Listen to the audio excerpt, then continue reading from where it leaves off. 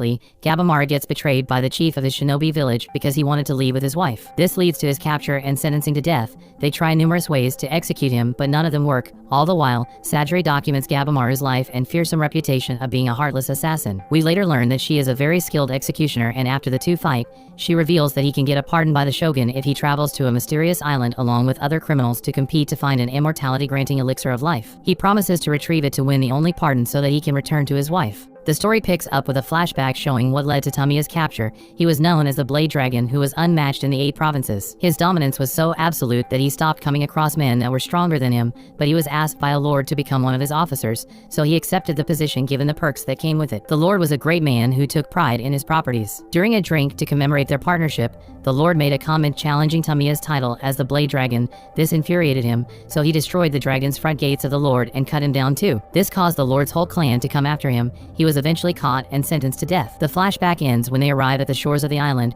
He confronts his executioner about his trade based on the dissecting tools that are visible for all to see. Fuchi educates him on his important work, which helps advance medicine, and unsheathes his sword, warning him not to insult their essential work. Tamiya backs down a little when he gets a vision of his intent. Moments before their encounter with the monsters, the infamous swordsman intended to eliminate all his competition before searching for the elixir, but this quickly changed with this new threat. All the while, Gabimaru analyzes the fish head monster wearing prayer beads, wondering if it's a living creature. One thing he is certain of is that its appearance is ridiculously fantastical, and his instincts are screaming at him that the island itself is dangerous. As he complains about the unwanted hassle, the fish head breaks its prayer beads and launches all of its arms to attack Gabimaru, but the ninja slips the punches easily and counters with a devastating kick that splits the head of the creature. But to his surprise, the monster catches his feet quickly and slams him on the floor. Sajiri watches on, worried, but she stops her call when the ninja sharply recovers from the attack. He reminds her to stay back. With his last assault, he has confirmed that the creature seems to be alive. He recalls his shinobi training. Their 5th code states that one doesn't fight an unknown enemy. Gabimaru contemplates running, and he looks back at Sajiri struggling with the butterflies, wondering if he should retreat with or without her. His thoughts are interrupted when the creature apprehends him with its tentacles and draws blood by squeezing before flinging him into the forest and onto the floor. Sajiri rushes over to make sure that he's fine as he looks at his hand, which is covered in red residue. He comments on the danger of the island,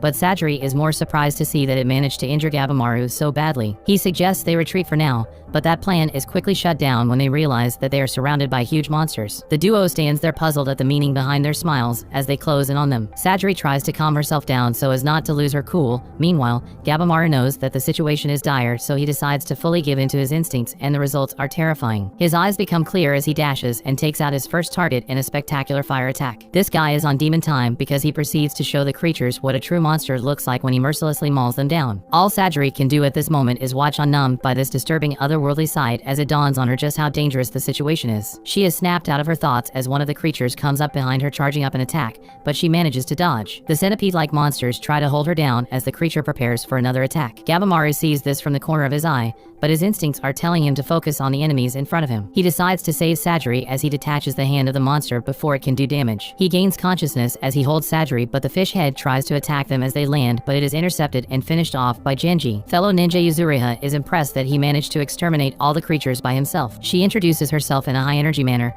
Sajiri notes that she has 2 executioners. Gabimaru prepares to go off on them for interfering in his fight, but he remembers his wife telling him to thank people that help him, so he formally shows gratitude for the assistance. He quickly wants to ascertain their motive since they are rivals. Yuzuriha gets closer to Gabimaru as she advises him not to be on edge since the monsters have been taken care of. She comments on how dependable he is as they watched him save Sajiri. She's also impressed with his durability, which has been showcased as he's still standing despite bleeding so much. Yuzuriha tries to seduce Gabimaru as she pleads that they should work together, but she's scared of the dangerous place. Little does she know that our boy Gabimaru ain't no simp, but rather a Sigma King who is loyal to his wife. She finds out the hard way when he submits her, revealing that he's familiar with the kunoichi methods of seduction. She retreats, content that at least she tried and now knows that it doesn't work on him, but Yuzuriha informs him that she's serious about them working together since 5 is safer than 3. Sajiri interrupts, wanting to know why she has 2 executioners. Genji explains that he was originally assigned to Mikaya, but he was fooled and ended by Yuzuriha. He deemed that a single executioner was insufficient to control her, so he decided to accompany them. Gabimaru and Sajiri find his explanation questionable and quickly figure out that he was seduced by her. Sajiri points out that women have always been his weakness,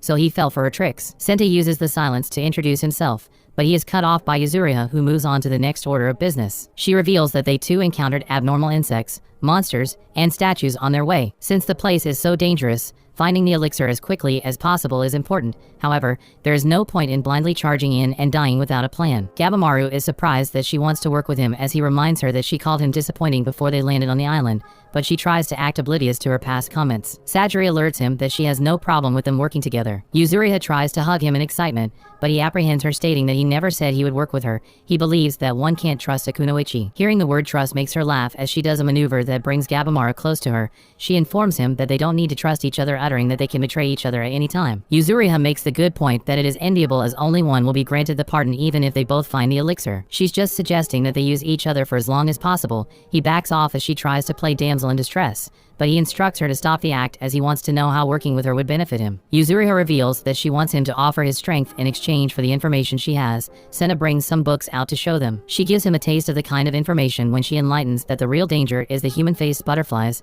not the giant monsters. The butterflies hang around the larger monsters, but their nests and behavior are still unknown. Their scales contain hallucinogens and poison. Gabimaru is interested to know how she figured all of this out.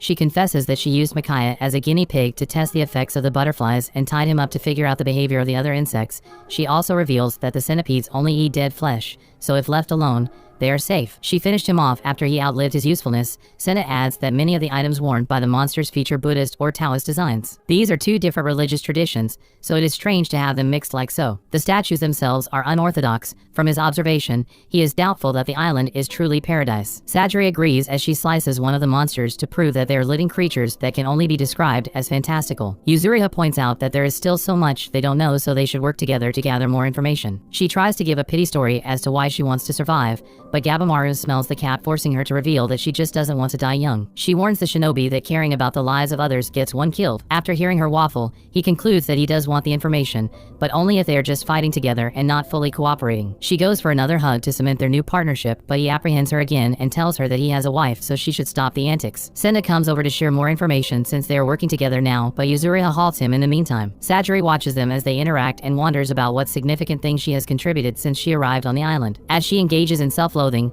she begins to lose consciousness before finally collapsing. Things flash back to Toma, who became an agent of the Executioner's clan within a month of joining, which is unprecedented. Aizen was impressed with his skill and tells him that the final step is for him to finish his first criminal so that he can officially add his name to the list. Toma insists that he pick the criminal. He makes his way to Oz's cell and thanks the Bandit King for waiting, as it is revealed that they are brothers. Toma infiltrated the clan just to save his brother. Ozza complains since he was violently disciplined a little while he was waiting. He informs his brother of a way they can make the law stop pursuing them. Back to the present, the brothers find themselves faced with a group of those monsters as they look in shock. Toma reveals that his brother can quickly appraise a situation and understand how to navigate through it. They came from the samurai class, but their father was ended, which threw them into poverty, and their mother died shortly after. They were then attacked by some bandits, but with Oz's skills, they managed to assimilate into their ranks, and he rose to their leader. This occasion on the island was no different. He immediately begins to attack the monsters, but his weapon breaks. The Bandit King tells his younger brother that they are going to slip through the monsters. As they move, Toma gets captured by his long hair. Ozza doesn't stop to help, but Toma still manages to free himself with a slice. The Bandit King comes back and finishes the monster off with a giant axe. He thanks his younger brother for holding them off, allowing him to grab it from the floor. He is happy to see that the monster's weapons are effective against themselves. One of the creatures throws a staff that hits him in the face, and to their shock, it informs them that murder is a sin. Toma believes that they are in hell, not heaven, and hearing their words triggers Ozza, who goes on a rampage and destroys all of them. Through their entirety of the brothers' struggles, Ozza has always been the rock. They also have the idea to end all the criminals and monsters before finding the elixir, but they're going to drink it and become immortal. Toma points out that the people they encounter will be dangerous since they also survived the monster's attack. Elsewhere, an unconscious Sajiri is being carried by Senta as their group moves forward. That brings the episode to